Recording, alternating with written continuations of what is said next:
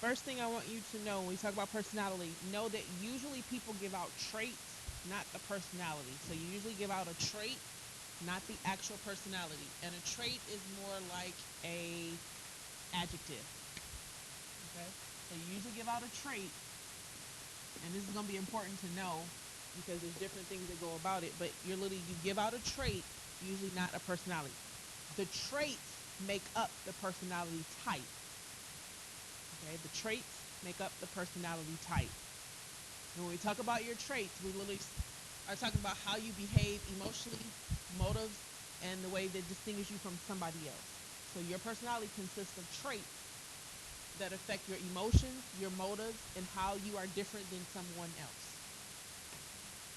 Your traits influence your emotions, your motives, and how you are different from other people. Your traits make up your personality type.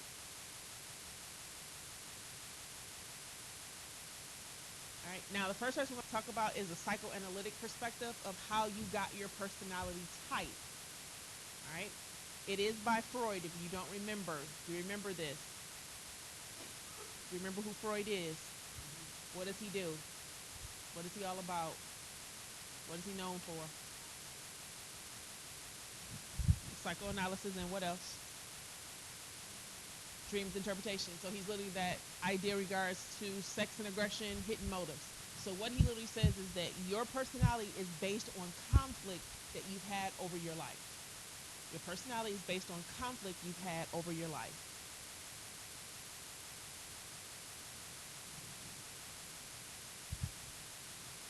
Now, his theory is based on what is called the iceberg theory. And the iceberg theory is divided into three parts. What do we know about an iceberg? It's bigger at the bottom. Okay, so what Freud actually looks at, he says, at the tip of the iceberg is your consciousness. There's only a tip of your mind that you are aware of and currently using. Okay, so your consciousness is the tip of the iceberg, the very small portion of what you use. Under the water, just a little bit, is called your pre or subconscious. This is the area that if I think about it, I can get it. Consciousness, I'm currently aware of it. What are you currently aware of right now that you're in class? Pre and subconscious would be if I ask you, what'd you eat yesterday for dinner? And you're like, I ate, I gotta think about it, but I can go get it. Does that make sense? It's not my current awareness, but I can retrieve it. Everybody follow? All right. Submerged under the water is the unconscious mind. It is the largest portion of your motives, your drives, your personality. It's your unconscious. It's the unknowing. It's what you don't remember or don't know.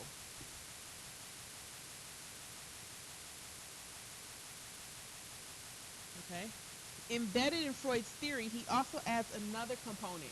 He talks about these components in regards to,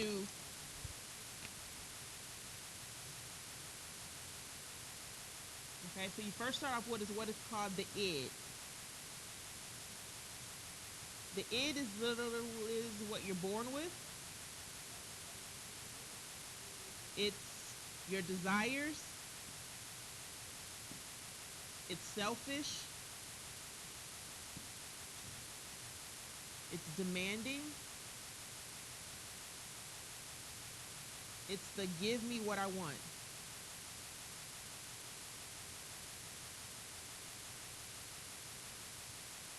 Okay? So the id is desire, selfish, demanding, and it's to give me what I want. You were born with this. Tell me something about an infant. What it is? Mind. What else about an infant? What else do you know? Infant. Correct. It's literally, if I want it, I'm going to cry. Give it to me. Can I compromise with an infant? Can I rationalize with an infant? Because literally the it literally just says, give it to me now. Does that make sense?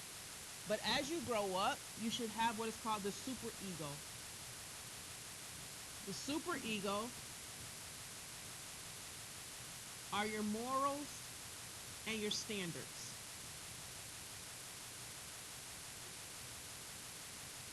Okay? Your super ego are your morals and standards. As you grow up, your super ego develops more and more.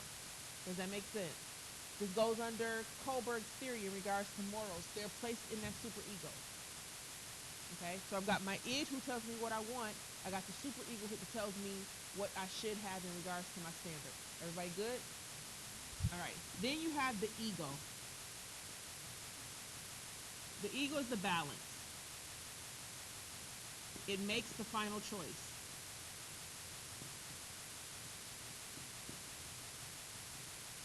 Okay? So the id tells you what I want. Superego tells me what I should have. Ego makes the final choice. Does that make sense? So you want to eat. What do you want to eat? You probably not. Where did your health needs come from? What do you really probably want? Ego's literally saying, give me the cheeseburger, the chocolate cake, and all of it that comes with it. I don't eat cheeseburgers, but if you give me a turkey burger, it's pretty much the same thing. I probably should not eat it as often because it's the same as me going ahead and eat a cheeseburger. What does the super ego then say? No, we're healthy. We don't eat those type of things. The ego then turns around and does what? It gets a compromise. Okay, you want the sloppy turkey burger with all the fixings. You say we should be healthy. Let's get the lean turkey burger meat that has less fat, and we should all be happy. Does that make sense? Let's make it a little bit plain. Id says rob the bank. Super ego says we don't steal. Ego says let's go get a job. Does that make sense? Id says sleep with that person. Super ego says we don't sleep with people like that. Ego then says, I don't know what your ego says, huh? What does it say? What does it say? Find one that is appropriate. You know, he just walked down the street. You might not want to grab him, her. Does that make sense? Now, there's a problem with the super ego. It's based on your morals. It's personal, which means if I don't have the same morals than you, my super ego is going to tell me to do something different. You follow? If I am a bank robber and I literally pride myself on getting away with robbing banks, what will my super ego say when I said I want money? Let's go get it. Let's make sure we have a good plan. You make sure you don't get caught. Make sure we strategize to make sure we can get in between the teller switching and when they switch duties on the guards. That's what that super ego would say. Does that make sense of your differences? Yes? No? Got it. All right. Understand in regards to super ego and egos actually create the defense mechanism. Did we talk about defense mechanisms before?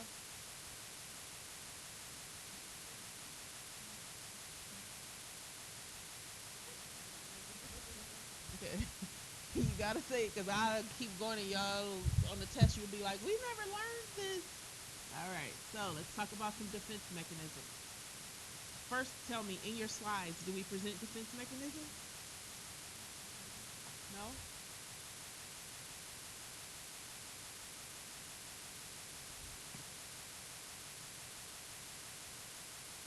That will be enough.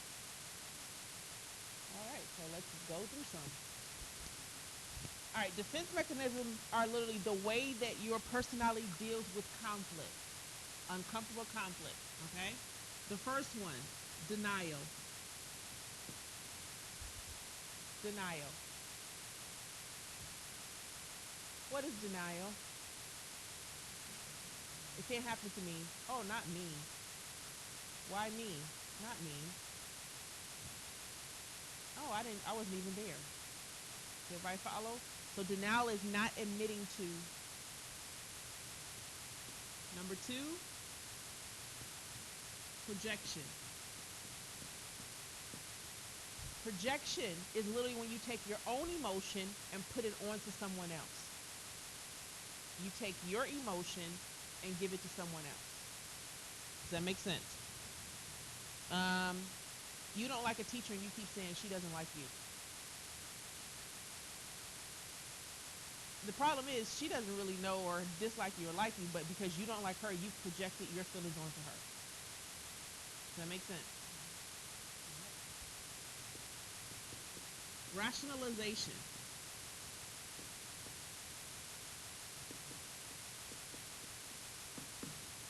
Rationalization. This is the what had happened was. You try to give reason for your choices. Okay? What had happened was I didn't know. What had happened was you tried to give reasons for your choices.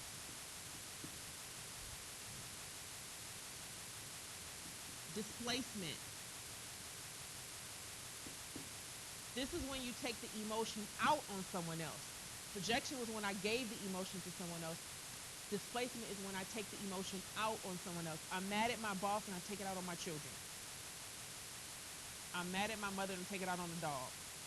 That's displacement. Okay?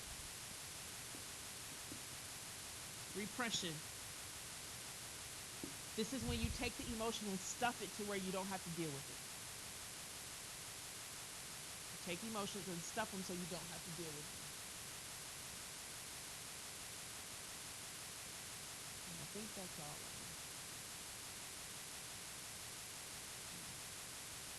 I think that's it. I hope so.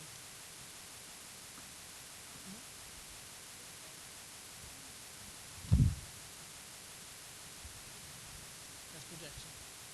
Mm-hmm. This is your number one. Repression is the most used defense mechanism. Projection is usually the most safe. It's usually the safest.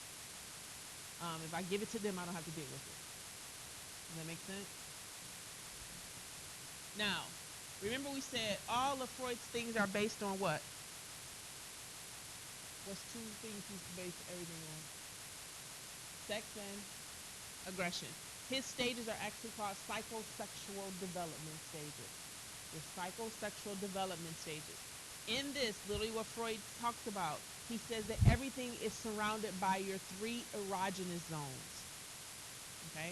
This stage, all stages are surrounded by your three erogenous zones. What are your erogenous zones? You've got three of them.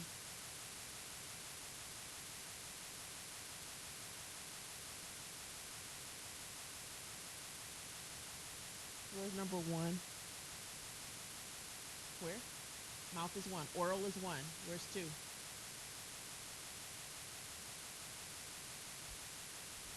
Number two. Anal is two. And number three? Genitals. Genitals is three. So his entire stages are surrounded by these three things: oral, anal, and genital. Okay? Now, he does say what might happen is because you do not or not allowed to finish the stage on your own, you're forced through the stage, you can become fixated. And fixated literally means you still use this oral or anal area to become gratified. Follow? Good? All right, so let's go through the stages. The oral stage. What do we know about children? Toddlers. Everything goes in their mouth. They are in the oral stage. They are literally getting gratification from their mouth. It's the oral stage. Gratification from their mouth. It's the way they understand the world. From your hair to your earrings, anything that they touch is actually going to go in their mouth. Now, if you do not complete the stage on your own, and when we say on your own, what we're literally saying is somebody pushed you or took your bottle too fast, took your pacifier too fast, this means you didn't complete the stage by yourself. Does that make sense? So you took your child's pacifier and they weren't ready for it to be taken, they can actually become orally fixated.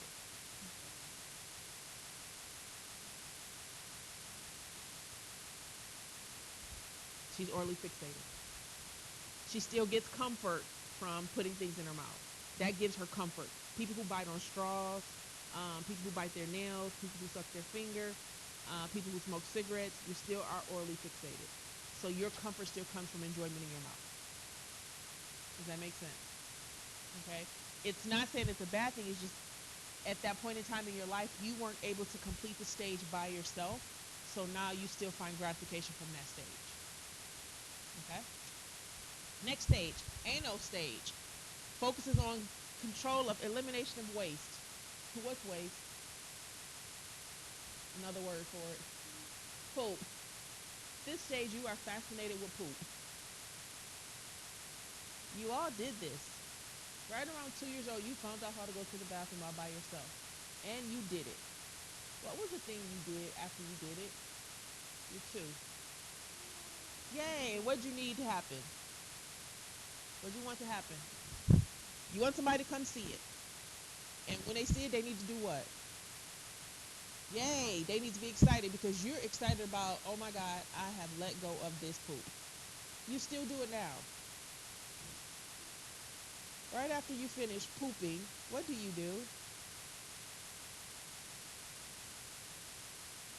don't even notice, do you? You look and you're like, oh my gosh, that's me. Woo, woo, that's a big one. Okay? And people are like, I'm checking to make sure I'm healthy. No, you're not. You're not sitting there thinking, oh my goodness, it's very, Dr. Oz said it should be very slow, long, non-breaking. You don't say that. You just be like, oh God, that was bad. You're still fascinated with it. But a 2-year-old is even more fascinated with it. Okay? But there's a problem. If you do not or are not allowed to finish the stage again, you are now anally fixated. Okay? Anal fixation. Anal fixation, literally, you can become anal explosive, which means you do not or you are not very organized. If you have an adolescent that is not your typical adolescent where stuff is just everywhere, you have an adult that just can't get organized, they might be anal explosive. Okay? They have the inability to keep organized. Or they can be anal retentive. They play so much attention on the smallest detail. If you ever heard a person say he's so anal, that literally means you pay so attention to just wasteful information and wasteful time. Does that make sense? How many of you have been told you were anal?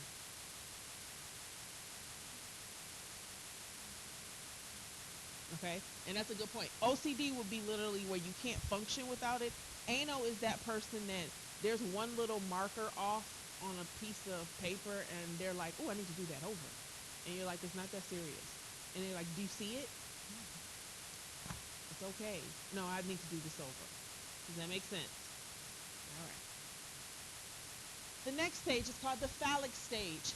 The Oedipus and Electra complex are now involved. This is the time where the toddler is identifying with the same sex parent.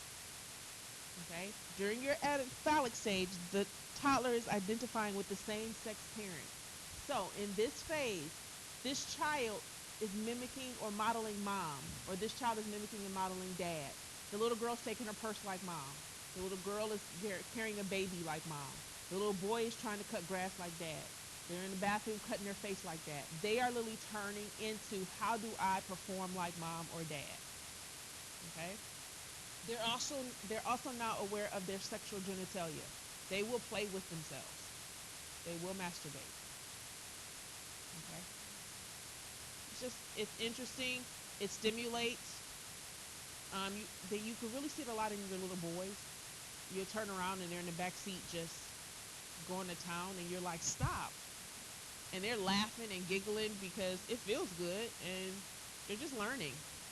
And they might literally look at you and say, Mommy, you got one too? They're just learning at this point, like me and Daddy, and they might even tell you, me and Daddy have penises, you don't.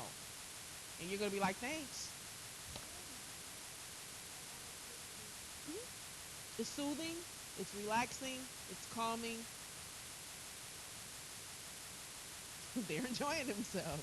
And you're like, oh my God, I'm so embarrassed. It's just a part of their life. Okay?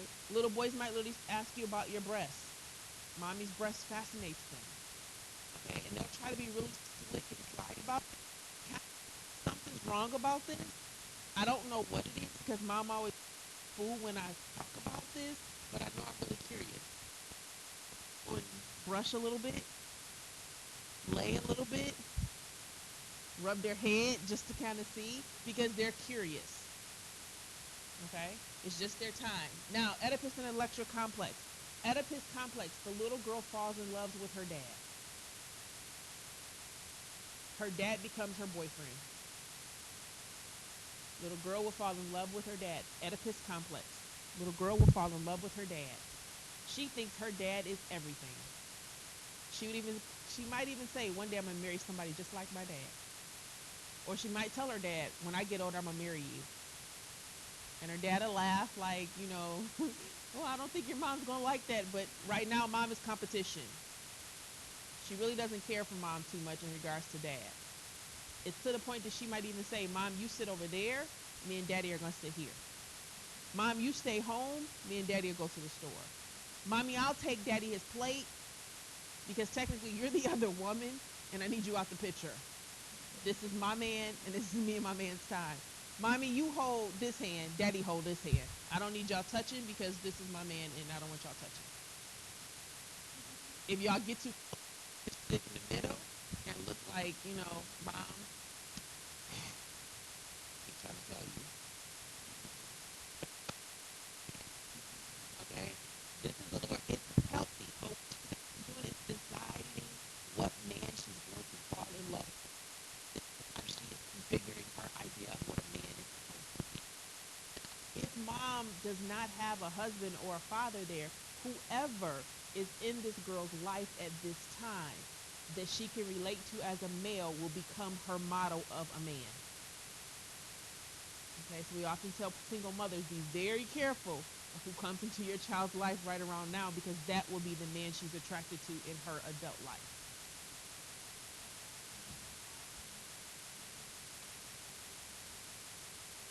She's going to combine them.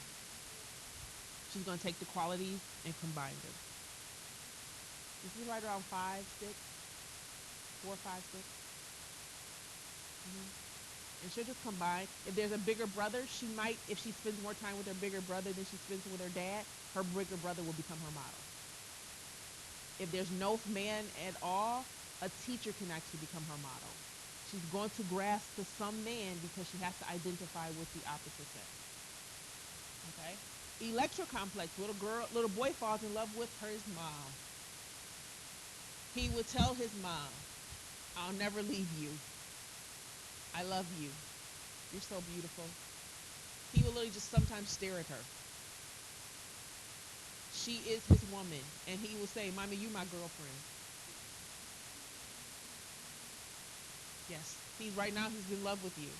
It's healthy. And he'll just kind of just keep looking and say, Mommy, you're so pretty. And you just be like, oh, thank you, honey. Well, he's in love with you.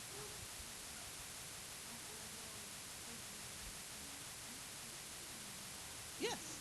And if they will look at dad like, you know what? Your competition. I need you to go. And he might say, me and mommy are going to do this. This is me and mommy's day. Daddy, you don't go.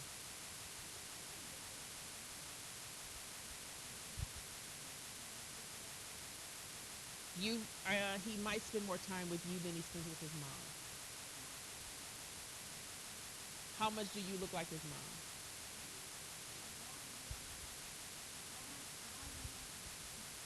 He might just think he just might just think it. I mean, little boys idolize women, but his mother's who he's in love with.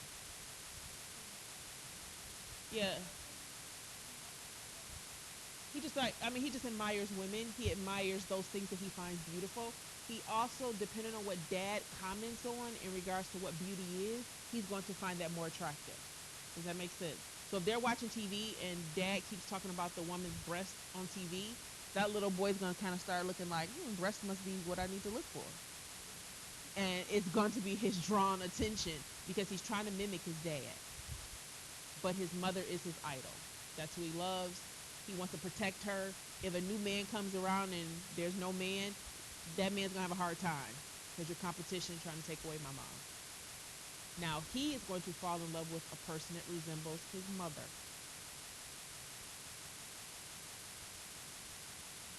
Mm-hmm. And all girls marry someone like their dad. And you do it unconsciously. And people are like, oh, my man is nothing like my dad. And I always say, take a piece of paper, write the qualities of your dad, good and bad. Then flip it over. Write the qualities good and bad. And then compare how similar. It's so bad. Yeah. They're really bad. It's so. They even look alike. Yes. I put them side by side. I created a picture just so I can see was I really losing it. And they look alike. I sent it to my mother, and my mother said, "Oh my God, run! That's how bad." uh, Controlling. Yep, they're both controlled. My dad thinks he runs everything. My boyfriend thinks he runs everything. Um, My dad thinks he's the gift to the world. My boyfriend thinks he's the gift to the world. Um, Very providing, very protective. They both got that. The thing that they're separate with is their anger. My dad can get angry and last for like 10 years. I forgot a birthday card one year, and for 10 years, he'd be like, oh, so you got me a birthday card this year. You know, you didn't 3 years ago. Seriously, Dad, can we get over this? Like, what do I have to do? My boyfriend, he'll get mad, and within 2 minutes, he's done. Once he said what he got to say, he's finished. So, similar in a lot, different in some ways.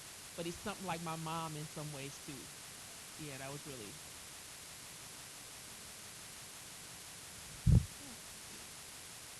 Write it down. You're going to be very surprised. Just list your. The problem is, and I'll use my dad for instance. Me and my dad had some problems because my dad had an. No, my dad was always there. My dad was still there. My dad pays my cell phone bill. My dad is still in my life, uh, actively in my life. But my dad cheated on my mom, and I got angry about it. So I kind of like pushed away. Um, Even when I pushed away, my dad kept pulling. My dad came after school. My parents got a divorce. My dad was there every day after school just to see how school went. So he would come to my mom's house and sit outside and ask us how did school go, what do we plan on doing for dinner, how much homework do we have, and then he would leave. Um, and he would do every Tuesday and Thursday. We would go to my dad's house. Every other weekend, we stayed at my dad's house. My dad was forever and will forever be. Love him dearly. Um, he is. Took me on my first date. Bought my first flowers. Um, my dad was a dad. Oh yeah, my dad literally took me on my first date. Um, Bought me my first flowers. First person told me I love you. Always tells me I'm beautiful. My dad was my dad. But I got angry because my mama is my mama. Like, that's my mama. And when you hurt my mama, it was like, you hurt my mama. You my daddy, but you hurt my mama. And even in all of that, if you told me to list my qualities of my dad, the first thing I'm gonna say is like, oh, he's nothing like my dad. He does not get angry like my dad. But technically, we don't see the other qualities because we sometimes focus on those things that meant the most. Does that make sense? If your dad is really loving and that's the part that impacts you the most, and you're like, oh, my boyfriend's nothing like my dad because he's not loving like my dad. There's some other qualities that your dad do have that you probably don't focus on, that unconsciously you do. Just list it. Just literally, when you think about your dad, write down qualities. And when you think about your dad, write down those qualities. Good and bad. You got to be fair. Your dad always has some good qualities, even the one that wasn't there. That's the hard one. Do you have a granddad that was there? Write his qualities. Yeah. If your granddad was there because daddy wasn't there, that's who you love. That's who you're gonna find. You're gonna find your granddad. That's who you just married. You have a brother, older. If they're older, yes. If they're younger, they disqualified themselves. Oh yeah, your brothers are. They rule. Only if they were in your life right around the age of 5, 6, and 7. Write their qualities down. I know. I know. People are upset. But if you ever look at it and you keep saying, like, why do I keep liking this guy that's just, for instance, my dad is very arrogant. But arrogance to me is so attractive. Why? Don't know. But I really know it's my dad. It's the confidence. It's the assurance. It's the man. My dad.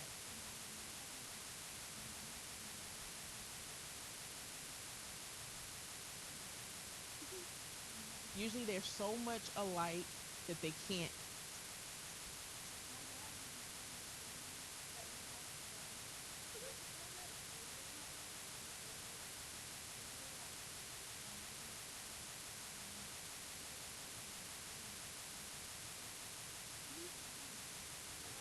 He's supposed to do that. Yeah, that's a dad thing. That's appropriate. He's supposed to threaten his life. Huh? Oh, mine was too. I was terrified, and I'm 40 years old. Oh, that was real bad. It wasn't that bad. Yeah, my dad just told him, I don't mind. I have nothing to live for but my kids. Okay. He said, so I'll kill you. Okay. Nice to meet you. Okay, Daddy, could you say hello first? That might have been the start. So that was his job. Your dad is supposed to kill him if he hurts you.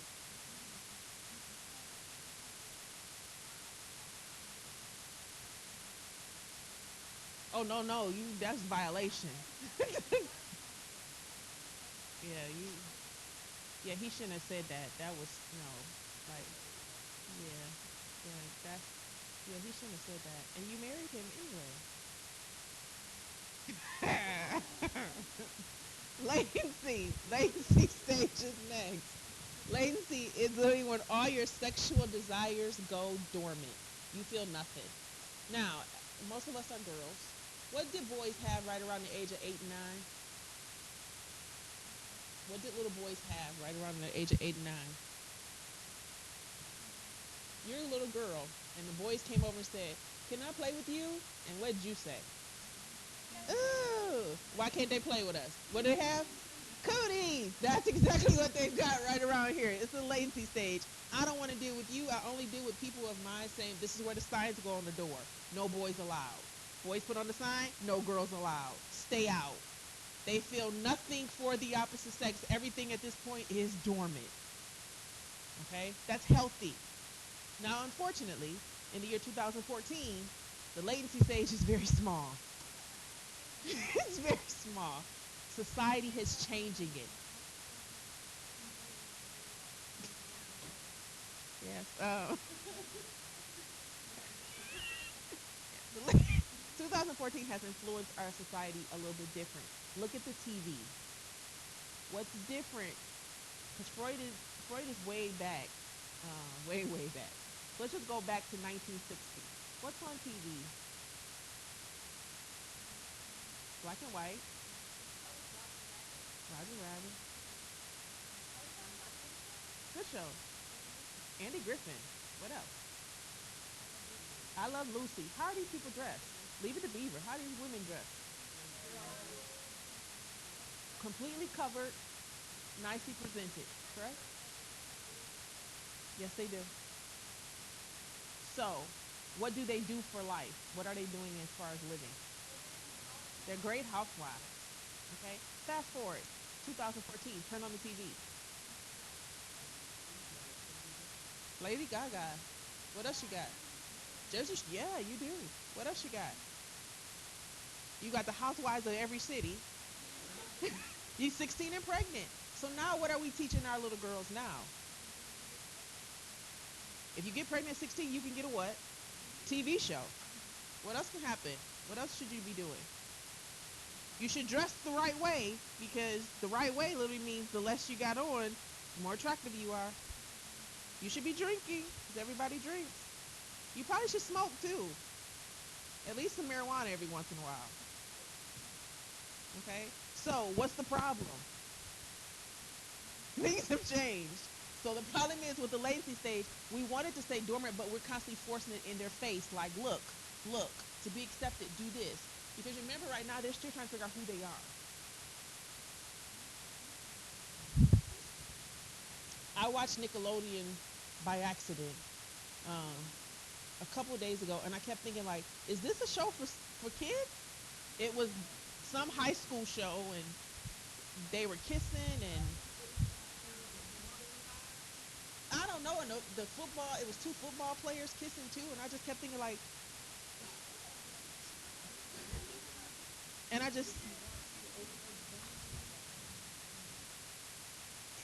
was in, and it was a lot of violence and just look at the video games. Okay, Grand Theft Auto. What do we teach our kids they should do? Okay, take a car, run over the prostitute, take her money, and flee the scene. Just stuff like that. So the latency stage, although it tells things to stay dormant, society's pushing don't do it. Stay active, stay reminded, keep doing stuff. Does that make sense? Also, our children are becoming active very early. So we've got menarche, which is literally is the start of your menstrual cycle. It used to be 11 to 13. It's now 7 and 8. So we've got latency to where now the 7 and 8-year-old is now experiencing a menstrual cycle. She's confused. Okay? She doesn't want to be attractive, but yet these hormones have started to affect her body. All right?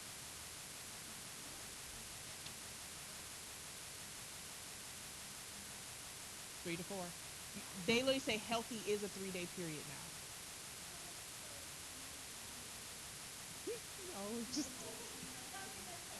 that's your cycle, but literally a healthy person could go 3 to 4 days and it's good. That's unhealthy.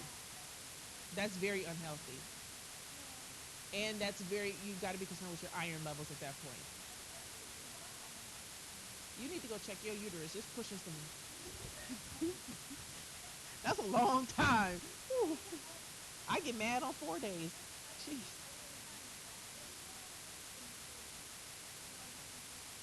You should have been less. Surprisingly, when you are under sports, you're going to cut your cycle down even more. If you work out, you'll cut your 7 days down to about 4 or 5. You might want to go. You go annually. Good. Just keep going. They'll tell you if something's wrong. They do a very good check. Very good check. The general say, sorry, you had to endure. The general say, I know you've got daughters. It's something you learn anyway.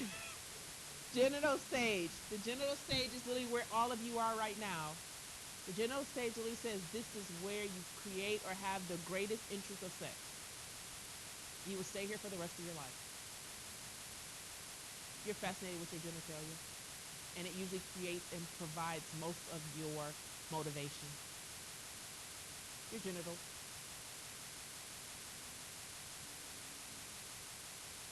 Yeah. If you haven't seen it, we usually tell you go look at it. Go look at it. Get a mirror and explore it. I know people are like, why would I do that? You really want to go look at it.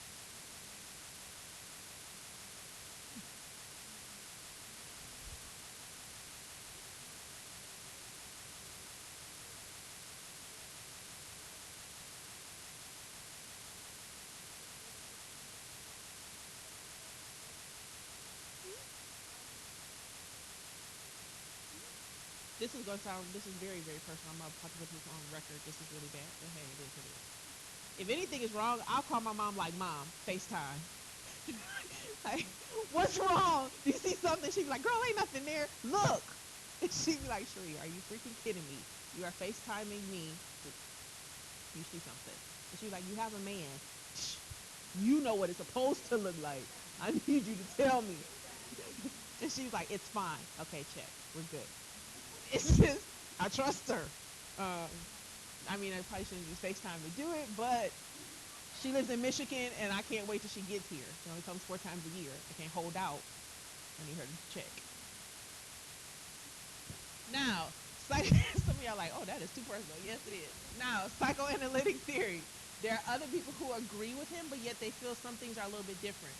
So Wong is another psychoanalysis. So Freud came out with all these theories, and people always said, like, Freud, you're sometimes obsessed with too much.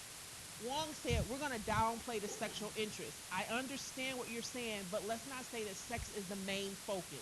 So Wong believed in what Freud said, but he said he doesn't feel like sex is always the focus. Does that make sense? Right? Adler came in also. Adler said, I agree with you about a lot of things, but he felt that most of your personality is coming from you not wanting to feel inferior. Okay? If you ever notice, you are a competitive person, even if you don't want to be. You don't want to feel inferior. Even if I put you next to a person and they finish their test faster, what's the feeling inside of you? It's like, wait a minute, why are they finishing before me? Okay, it gives you the urge. You can downplay the urge by literally saying, okay, maybe they messed up, they probably failed it, they didn't know what they were talking about. But the urge is still going to come to where you're going to question, why did they do this? Does that make sense? Everybody is competitive. That's why if you have a trainer, they always try to put you with a person that's a little bit more aggressive, that runs a little bit faster. Because the minute you get on that treadmill and you see that they're running at a 4.5 and you look over at you and you're like, I'm at a 4? Let me go, let me show them.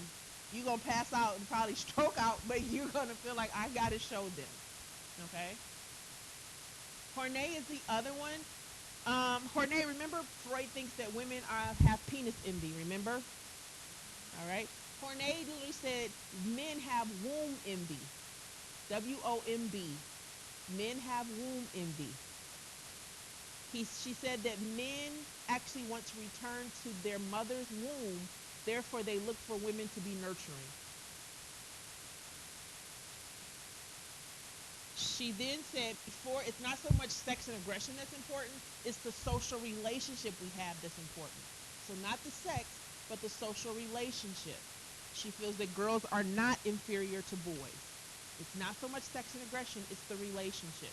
It's the social aspect, not so much the sex and aggression. In other words, remember his thing is all sexual aggression. Hers is literally saying it's the relationship you have with your father. It's the relationship you have with your mother that's most important. It's the relationship you have with other females. It's the relationship you have with guys that kind of gives you a personality. Okay, and a lot of people agree with, they believe in Freud's theory, but they literally say Horny makes a lot of sense. Okay. Now, we've done Erickson stages, correct? All right, so we talk about Erickson stages. This Erickson was actually part of the psychoanalytic views as well, and we've already talked about him. All right, now let's talk about the traits. Remember, traits are perspectives, characteristics. Keep moving. Now, we're going to first talk about Isaac. What the whole idea behind traits are, trait perspective literally says is we identify your personality based on traits you identify. We label your personality based on traits you identify. Okay? We identify your personality based on traits you identify. This is Isaac's personality inventory. So if we were giving you and trying to find out your personality type, we're going to give you his format. He has a quadrant format. These are all traits. Okay? So all of these are your traits. We would then ask you, pick the traits that literally respond or literally identify you. Anything you see on this list that identifies you, mark it. Does that make sense? So you might have some here, some there, some there, some there. Wherever you have the most traits identifies your personality type. You guys follow me so far? You identify your traits. So let's just say, let's lift this up. All right, say that I feel that I am quiet, passive, thoughtful, peaceful. I'm reliable. I'm even-tempered. I'm calm. Leadership. I'm easygoing. I'm optimistic. I'm changeable. I'm who? Oh, yeah, I am. I'm excitable. So, if I looked at this, I'm going to say, what am I? I'm introverted, stable. And it is true. I am an introvert. Mm-hmm. So, let's talk about what introvert is.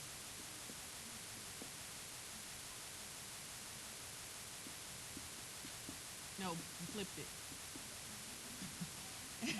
Introverted. And introverted, don't look at introverted as into yourself. Introverted just really means you process alone. Okay? You're more of an internal processor. You are usually looked at as quiet. You're usually looked at as shy. Um, this is your introvert. You're quiet, shy, you process internally. You're not a person who's going to call everybody to process and stuff. I'm introverted. Surprise, isn't it? Aha. I sure am. If you ask I'll tell you how introverted. The people at work didn't know I had a boyfriend for about a year of me being here. Can't be.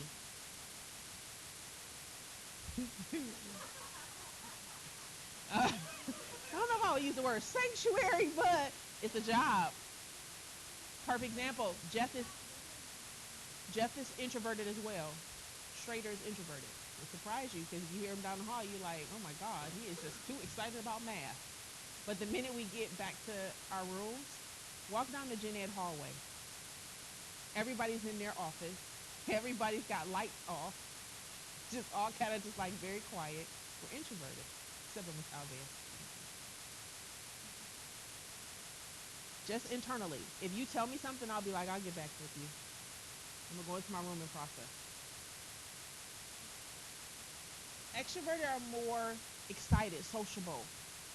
They're gonna be at the party asking everybody like, "You good? You're good? How's things going? Everybody great?" Introverted people are at the party just watching. Not so much they might literally say like, "Can I talk to you about? Did you know so and so and so?" And you like, okay, whew, it's okay. And if you're introverted, you'll be like, "Oh my God, they talk so much. They so loud. Why they always screaming?" Okay. My sister's an extroverted person, so when she's on the phone, she's like, "Did you know?" And I'm like, "I'm right here, hon. I'm right here. Bring it down. I can hear you." And she'd be like, "Talk up, talk up." You talk down. Maybe we can compensate each other. But we're opposites. It's great to be an opposite.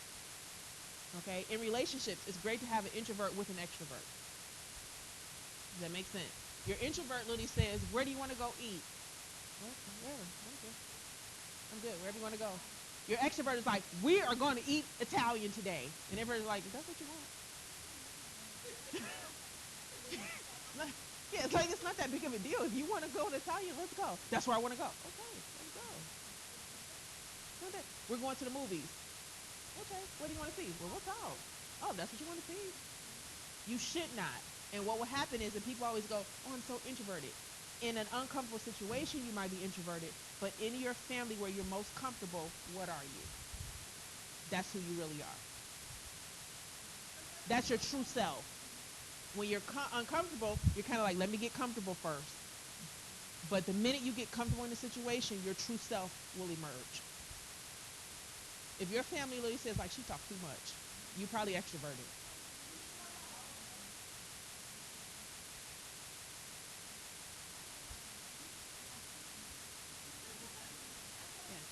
Yeah. You kind of know. Like I know my true introverted people, and I know my people who are just introverted at times. I'm not gonna tell you all of that. Now, stable and unstable. People think, "Oh my God, I'm unstable." Unstable just literally means that you will change at any given point. It doesn't mean you're going to change sides, but you can change. Perfect example: introverted, unstable, moody, pessimistic, unreserved, unsociable, quiet. Does that make sense? It doesn't mean that you're not stable, like you're psychotic. It just means that you fluctuate in regards to your moods. Sober. People always say like, "Oh, I don't drink. That's me." No, it's more. Now, stable. You're always passive, thoughtful, peaceful, controlled. You pretty much stay the same. Does that make sense? People know who you're gonna be.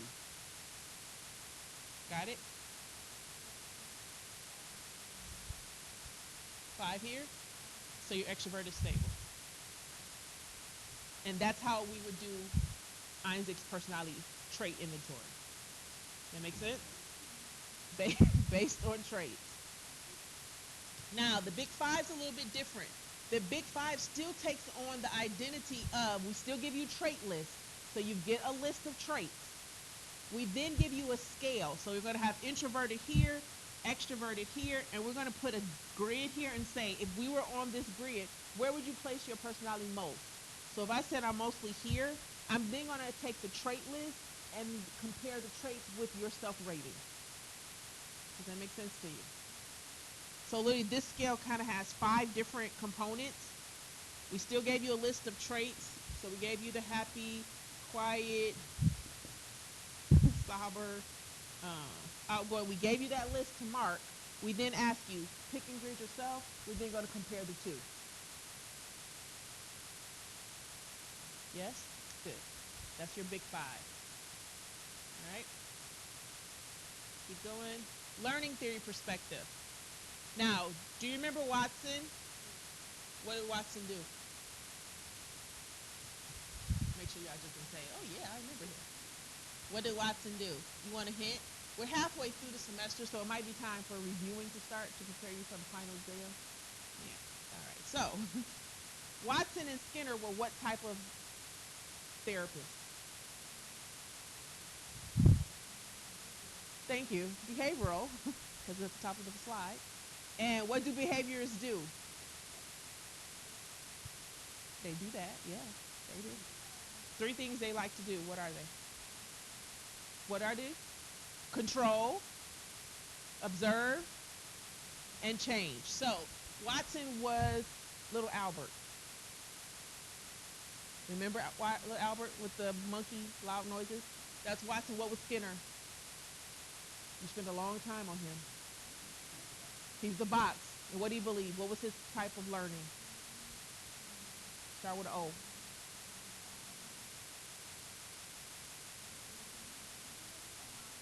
Operant. And what did he use? What was operant all about?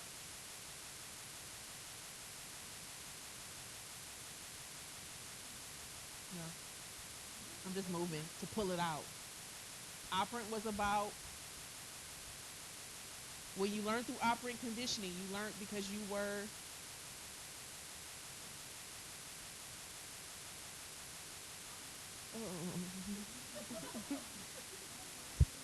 you were what happened in the box with the pigeon? What did he do? Do you remember the story about Skinner's box? It was a lever, remember? And what did the little pigeon do? Or the rat? What do you want to put in the box? I can care less. What the rat do with the lever?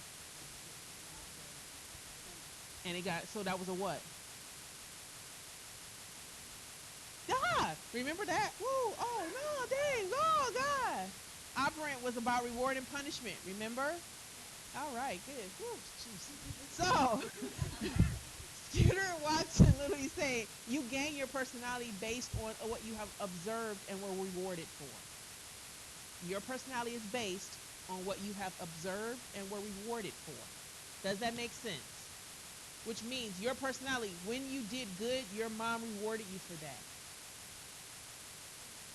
Like, say, perfect example would be anger. That's a really good one. When you were younger, how did you express anger?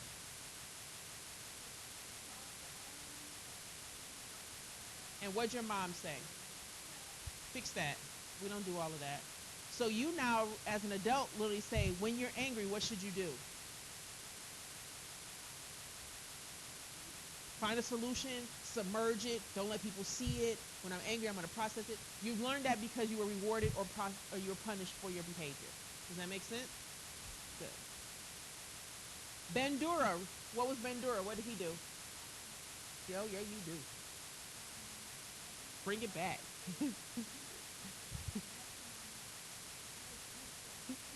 I need you to suppress it. I need you to go back and go retrieve it. So, what was Bandura? He was a learning too. How did he do his learning? Social. By doing what? You on a roll. Social. What did you do? You got social learning, which is based on what?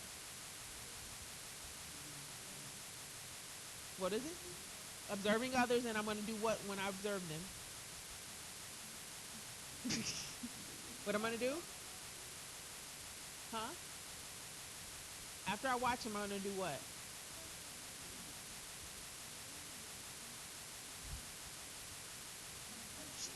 Starts with an M. What's another word for mimic? Model them, remember? So what did he use? We're going to watch him model.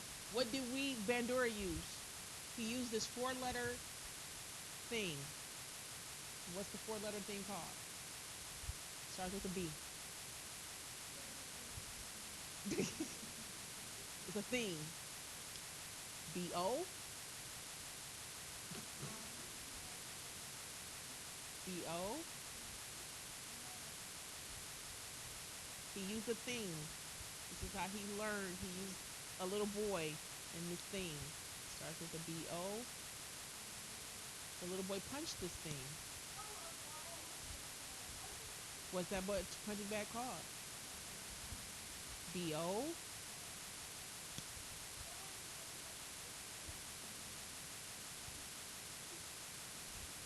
B-O. B-O. Bobo. Yeah, all right. So, with Bandura literally says, we watch things How we process them, we then imitate them. So remember we talked about violence and all this other stuff with Bobo. The little boy watched the video. He processed it. So his personality was more aggressive in regards to it. If we ever look at domestic violence children, the children are usually more aggressive after watching and processing how this is. So their personality is a little bit different than a person that did not experience that in life. Does that make sense? All right. Situational and personal variables. Keep it moving. Keep moving. Keep moving. Now, the humanistic perspective. Humanistic perspective, we learned this. Who was a humanistic perspective? You had a chart. It was a pyramid. Maslow, what was at the top of it? You just did excitement. Self-awareness. So in this whole idea, it was literally said your personality is based on free choice, fulfillment, and ethical behavior. So the humanistic theory feels that your personality is based on free choice.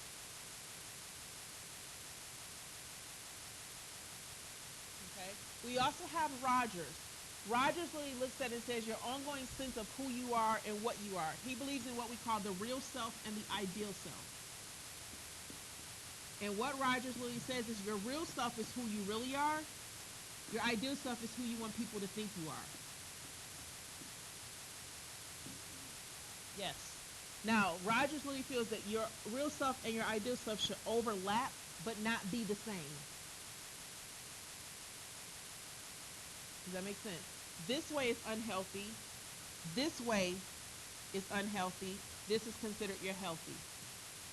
Why would he consider this to be healthy compared to the other two?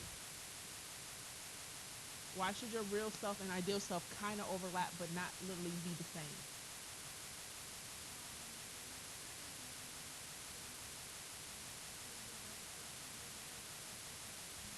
Exactly. Your real self might be very comfortable, and your job requires something different. He's really saying there should never be anybody that just completely exposes themselves at all times. It creates a vulnerability. Does that make sense? All right. Self-concept. Very important in regards to it. In self-concept, our impressions of ourselves and our evaluation of our adequacy. In regards to your personality, self-concept is huge. If you find your self-value, you'll present yourself accordingly. If you find yourself of value, you'll present yourself accordingly. If you find yourself of value, you'll present yourself accordingly. This kind of tells you the idea of the high self-concept saying, if I feel like I'm worth, I'm going to present myself accordingly. So let's go back to a job interview. If I feel I'm qualified, how would I go into that job interview? Confident. I'm going to present myself accordingly. If I don't feel I'm adequately prepared, how would I present myself personality-wise? I kind of might be like literally all over the place, kind of withdrawn. That's the idea of self-concept. Does that make sense? The frames of reference.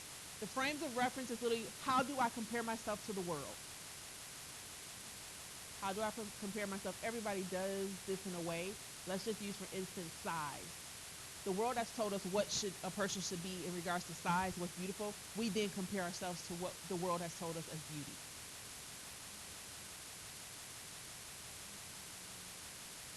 Yeah, not a good thing. Self-esteem. You've all heard this word again, and I've heard it so many times. People have told you this from a little child.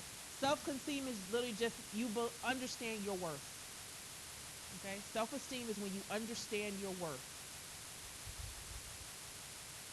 Self-esteem. A lot of people like Maslow. Maslow's a very Maslow's pretty good. Pretty good. Sociocultural perspective.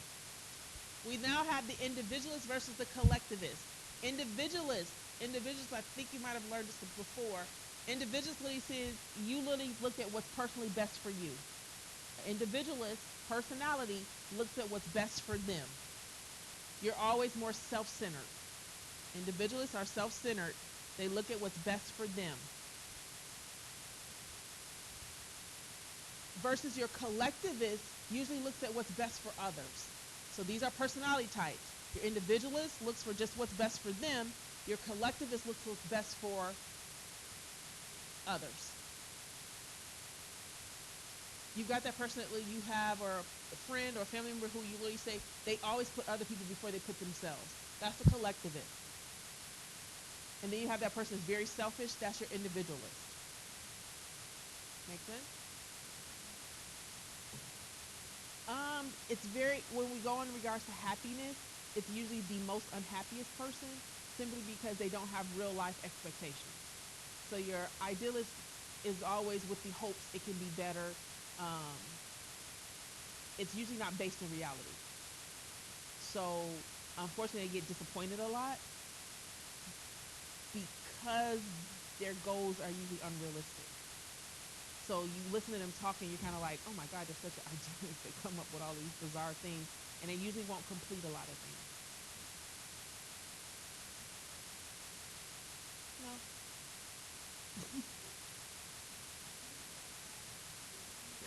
Now, how we measure personality. First things you need to know, very important. Every personality test. Now, you have your trait test. You also have your personality inventory. So these are actually tests we're going to give out. It has to be valid, reliable, and standard. Valid. It has to test what it's supposed to test. If I say it's testing personality, it needs to test personality. Does that make sense? Test what I say it's going to test. Valid. I must get the same results. Okay? And then standard, it has to be administered the same way at all times. Valid, test what I say it's going to test. Reliable, get me the same results. And standard, it must be administered the same way at all times. If you ever take an ACT or SAT and you've taken it more than once, they read you the directions exactly the same way every time you took it. Okay? Because it makes it standard. It must be administered the same way all the time.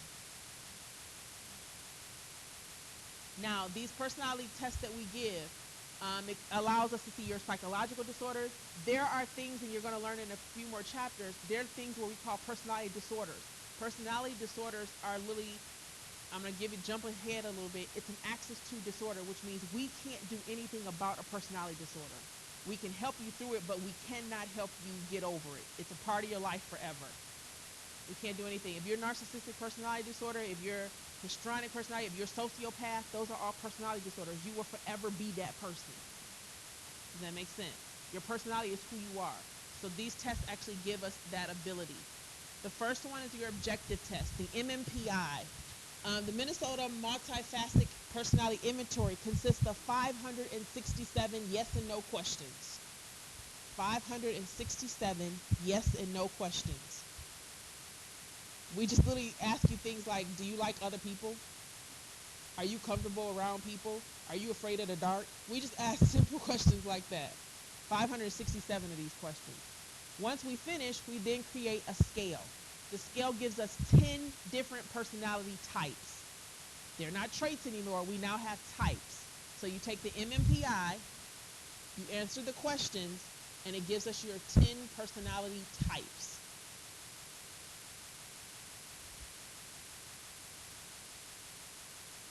The next one is the Rorschach test, or the ink blot test. This is when we show you ink blots and ask you, what do you see?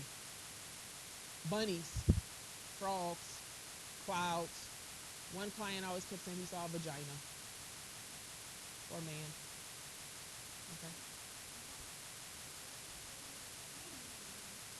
We do it with elementary kids. You've done it a lot of times when you go outside and look up in the sky and you're like, that cloud looks just like a blah, blah, blah. That's an ink blot. It's just done with nature. Okay? Simple. The next one is the TAT, the thematic appreciation test. What we do here is we give you cards of scenes and we ask you to tell us a story. So it's a lady that literally is sitting on a desk. There's a man's body laying on the floor, and we literally tell us a story of what happened. Okay, we're looking for themes. Ink blot. INK. It's literally just some ink on a piece of paper. They fold it together, and then they said, what do you see? We do about 30 cards. Have a good one. You guys are ready for whatever's in this week's chapter. Do not take the test because I think it is the wrong test. I'm going to go and check it. Yeah. I'll send you a note this evening to let you know if I want you to take it or not. So please do not take it until I send you the letter to say either the email that says take it or don't take it. Okay? It's a little on a confusing. I got to check it first. I know it's